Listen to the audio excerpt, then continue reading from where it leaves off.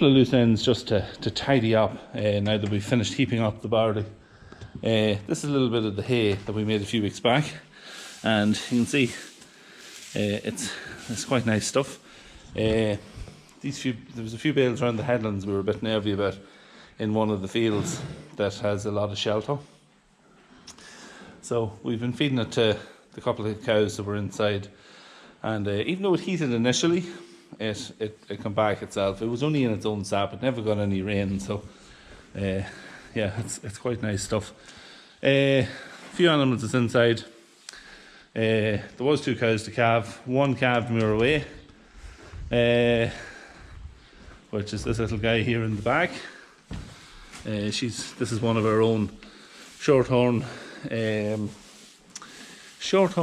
limousine cross cows from this would be our 3rd calf, so she's probably around 5 years old now, but she's a lovely calf out of himself here that's in next door, and yeah, lovely calf, and we'll get him outside now in the next few days. So that was one of the things that happened when I was away. We had a cow that calved, so we're just waiting on the red one in the back here. These are very late.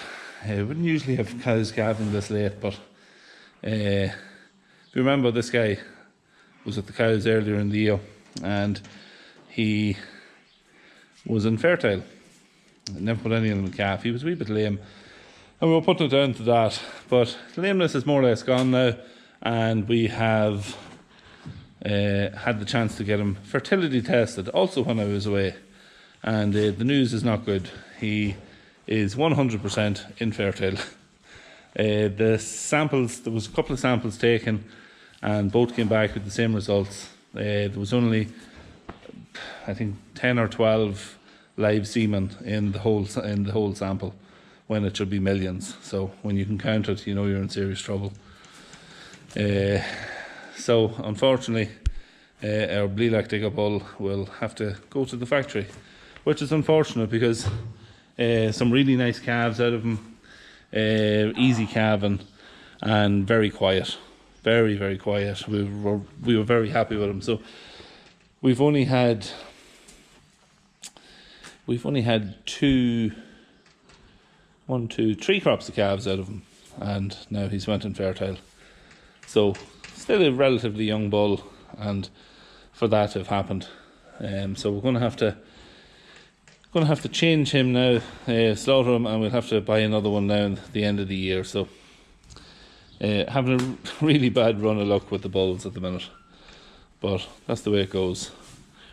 So yeah, that's really it. Going to go down now and we'll have a wee look at the tyres on the 6.4, because some people have been asking me about that. So a couple of you noticed that the 6.4 has had a new set of shoes over the last few weeks. These are the ones that came off it.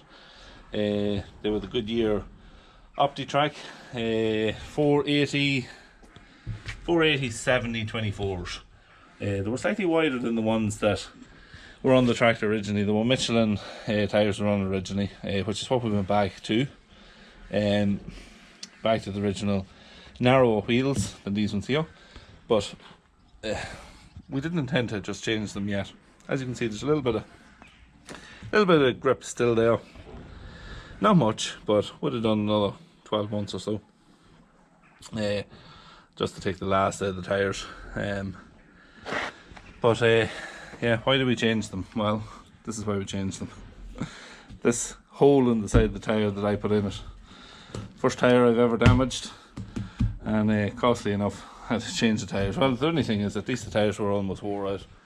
But yeah, just meant we had to change the tyre a little bit earlier than we had intended to.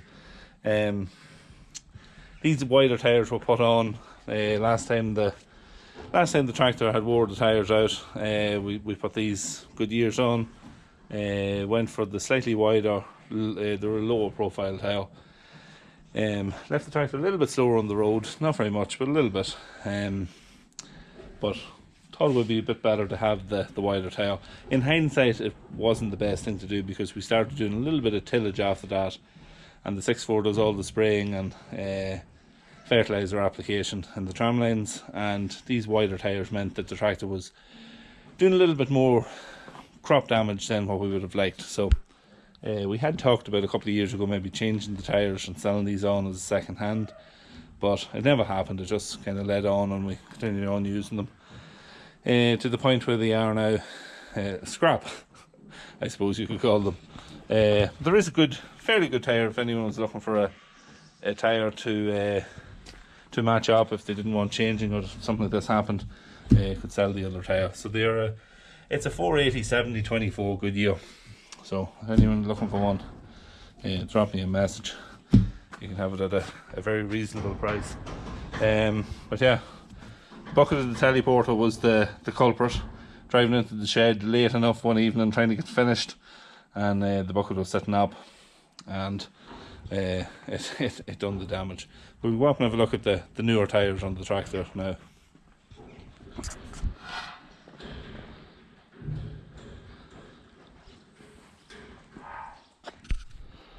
So there is the tyre now that we put on. It's just back to the exact original tyre that came on the tractor.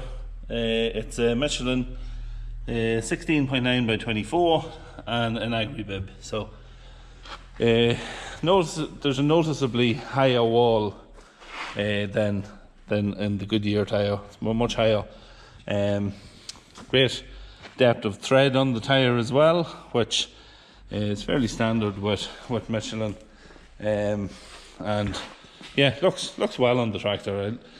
I never liked the lower profile of these tyres that we put on. They had to be lower profile to get the width, so on this particular rim. So yeah, I'm glad to have the other tyre back on. We will change the rear tyres now.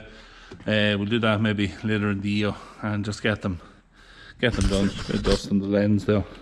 But yeah, get them changed just to match up. Funny enough, we were a little bit worried that by putting these tyres on maybe they wouldn't match up that well with the ratio, but there's no issue at all. You know, when you are pulling up to a junction, stand on the brakes, there's 4-wheel braking on these tractors, so you always know that when you let your foot off the brake, the tractor, if the ratio was out a lot, kind of front wheels seem to give like a jump, but there's literally none on these here. So whatever way these tyres, the way the front ones now are new, and these ones here are well worn, they seem to be matching up fairly well, so it's not too bad. So that's really it. Baler is hooked on just after dieseling up, and I'm going ahead and just do a bit of greasing around the baler on that and get ready for the straw. So that'll be tomorrow's video. It'll be all about the straw. So until then, don't forget to hit the subscribe button, throw in a like and comment in the comment section or underneath this video, and yeah, we'll see you tomorrow.